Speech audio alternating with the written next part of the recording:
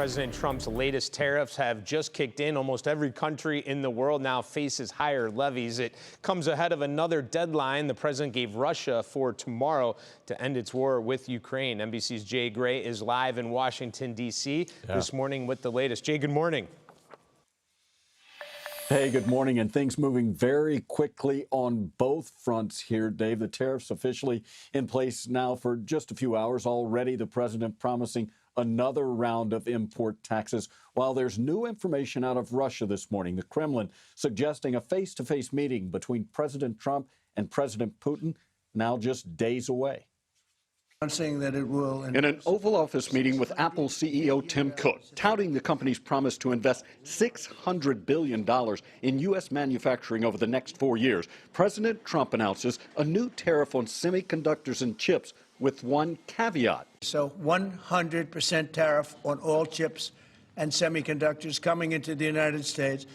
But if you've made a commitment to build, or if you're in the process of building, as many are, there is no tariff. Specifics, including when the tech tariffs will take place and exactly how U.S. manufacturers will qualify for an exemption, still aren't clear. What is clear, though, is the president's frustration with India. They're fueling the war machine, and if they're going to do that, then I'm not going to be happy. Raising the country's tariff from 25% to 50% just hours before the plan goes online as a punishment for buying oil from Russia.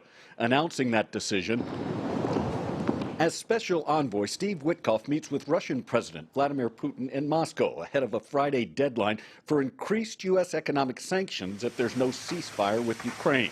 The president on social media calling the meeting highly productive and writing great progress was made, suggesting that there may now be a path to face-to-face meetings with Putin and Ukrainian President Vladimir Zelensky. That road was long and continues to be long, but there's a good chance that there will be a meeting very soon. A White House official telling NBC News there's no set plan or location, but that the meeting could take place as early as next week.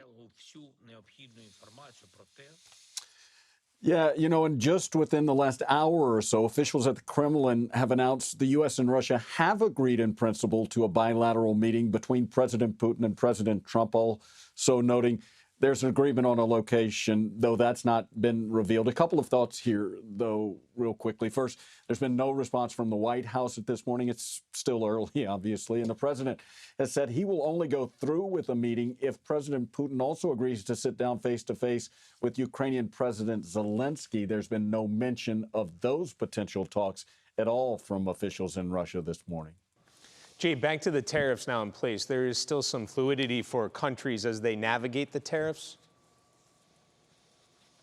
Yeah, no question that that's the case, and that the White House has said all along they're going, these tariffs are subject to change. Clearly, the president has multiple targets with the tariffs, raising funds, reshaping international trade, but also, as is the case with India, trying to use them as a type of punishment or incentive, let's say, to further his administration's domestic as well as international agenda. So, yeah, I think we're going to see a lot of back and forth like we've seen in the months leading up to the enacting of these tariffs.